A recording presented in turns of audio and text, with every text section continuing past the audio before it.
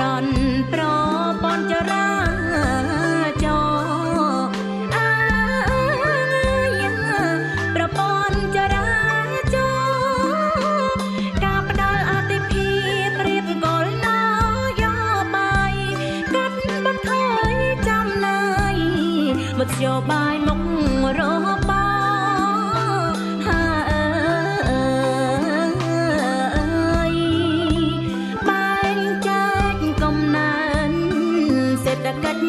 សមធម៌ជាបំបច្ចលកប្រជាជនខ្មែរប្រជាជនខ្មែ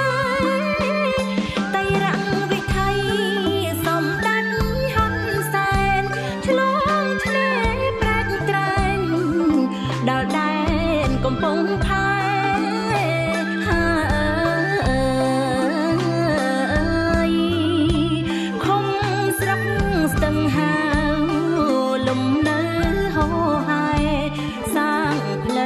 មួយខ្សែប្រពឆ្នេរចលស័យប្រពឆ្នេរចលស័យខេត្តព្រះសីហនុកាំងរងវឌ្ឍនៈគួអើយមកតកាំងសុភ័ក្រវិញនិងឆៃ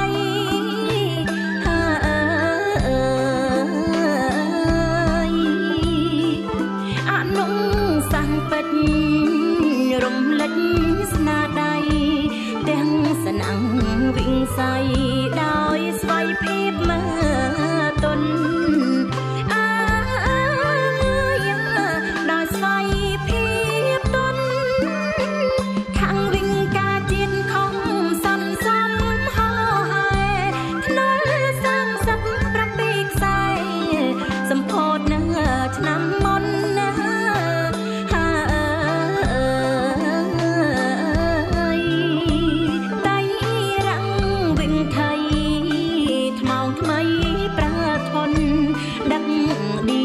ស្រាលធ្ងន់គុណភាពចាំបាច់គុណភាពចាំបាច់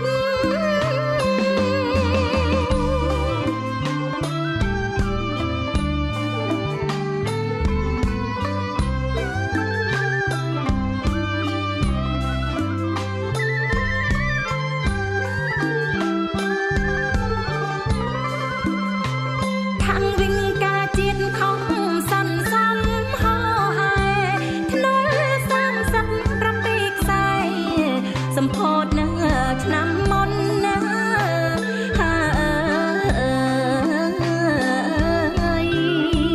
ដៃ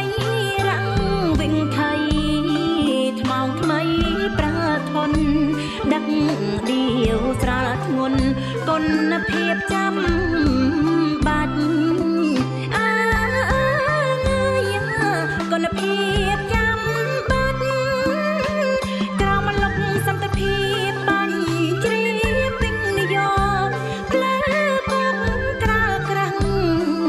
យុទ្ធសាស្ត្រ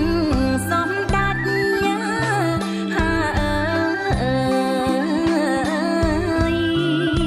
ផ្លូវលបឿនលឿនលូតសម្ពោធហើយស្រេចសរសៃឈាមសេដ្ឋកិច្ចសម្ដេចប្រមុខសម្ដេចប្រមុខសង្កដាវិថី43គីឡូម៉ែត្រស្រីយ៉ាងថាហេតុគ្រប់ភេទនឹងម៉ែបុក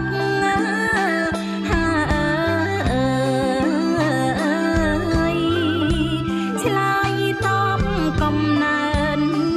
កើតយ៉ាងកុំហុកមធ្យោបាយគ្រប់ស្រុកសន្តិសុខជាតិល្អ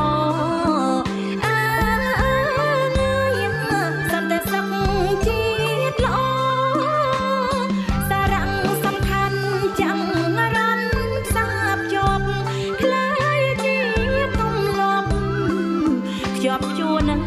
បន្ត